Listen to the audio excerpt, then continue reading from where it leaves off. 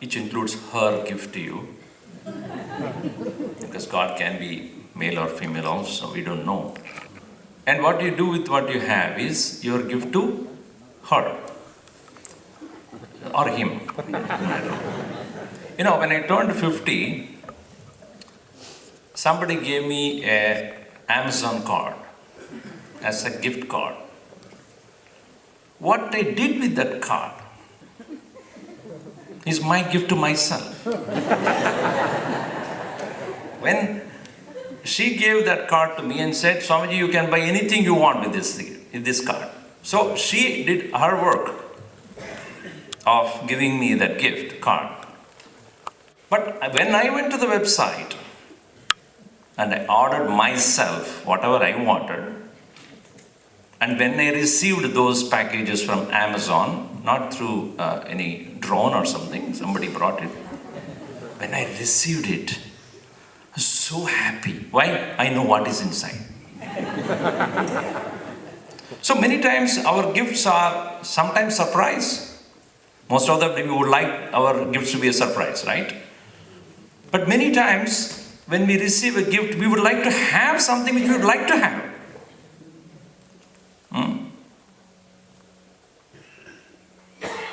For a person who has no hair at all, if you give him a comb, it's an insult. But he kept on carrying that because somebody gave it to him with a lot of love, and somebody asked him, why are you carrying that comb? He said, I don't want to be part with that. I cannot part with that. Anyway, so point here is, the gift that is given to me as a card is something which is somebody's good gesture. But what I do with that card, what I order with that card, is decided by me. So also, God's gift is something which, as the earlier speaker has said, is not decided by us. Mr. Mohan Khan had made that point. Which parent I should be born to which set of people, or which parents, or with who as my brother, which religion or which country, I have no choice. But at the same time, when we thus received it from the Lord, we should not complain about that. God, you didn't do a good job with me. No. Whatever He has given has to be accepted. That's the first message that we have to understand. Accept what is given. Many times we still, even after 60, 75, we still complain about, I should not have born in this country, I should not have born in this family, or I should not have born to this particular religion, whatever. No, he has decided. But then, as Gurudev has rightly put it, what you have been given, accept it. And with whatever that is given to you, what best you can do, that is the gift you give to yourself first. And when you give to yourself and you enjoy that, that is how you make the world at peace. Keep the world at peace. If you yourself are unhappy with yourself, yourself is complaining all the time about who you are, how can you make anybody happy? So it is said in our Shastras that human birth itself is a gift. We could have been born as a crocodile or a fish, but we are born as a human being. The very gift that we have is we can make choices, we can think, we can decide, we can plan, we can change, we can organize. We can make some difference in the world where we live in. We make a difference in the way we live, the way we interact with the people. So this is only a great gift. This is a great gift given to only human beings. The birds and the animals and the insects have not done any single improvement into this world. They lived for millions of years without any change. Have you seen birds now building their nests in fiberglass? With a glass door, reinforced cement? No. But humans have done it. They can communicate.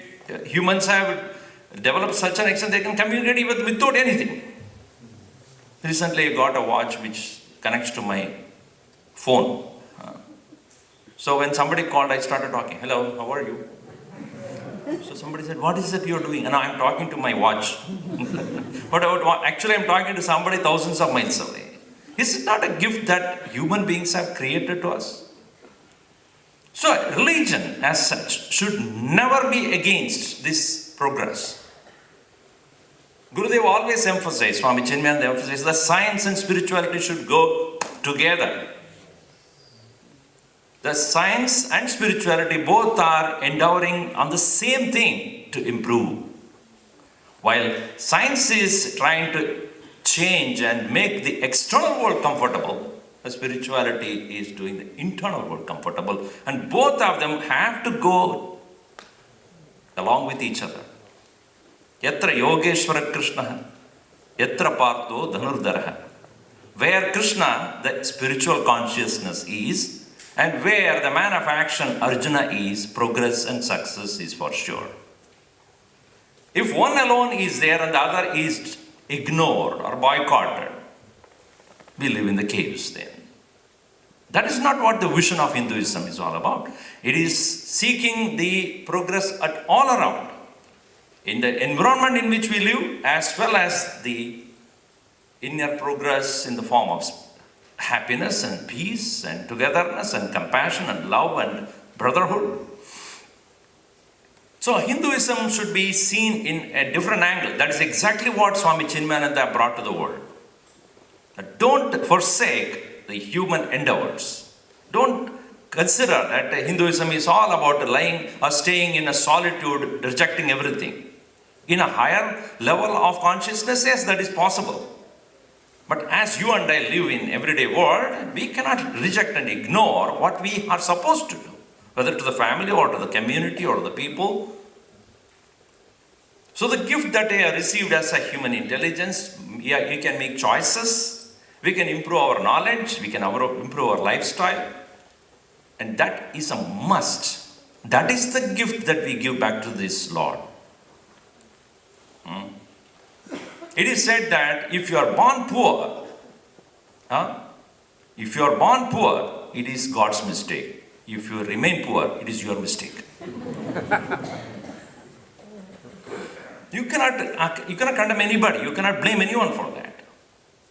If you are born stupid, it is his mistake. You remain stupid, it is your mistake. It is said that one king had this dilemma that he had 3 boys who are born at the same time. So all of them are eligible to become the kings next to him. So he decided to test them to find out who would be the eligible candidate to become the king. So therefore, what he did was, he gave to all of them, as one other speaker has said, the $1,000, how much? $5,000? $5,000? $2,000? I will take the same story, but in a different way. So the first boy was given, but they are not given different dollars, the same amount is given to all of them. All were given the same amount, $2,000. And he also gave a mansion to each one of them. 3 mansions, all of an equal size. And he said to them, saying that, fill it up. The whole building that is given to you should be filled by you with the minimum amount you spend. So the first boy decided to fill it up with filth, because it is easily available. You go out in the street or go anywhere, you don't need any pay. In fact, you will be paid to take it. So he took all that filth, filled it to the brim. The second boy, he was looking at that, what kind of a person you are? You are filling it with filth. I will go and get the cheapest grass available.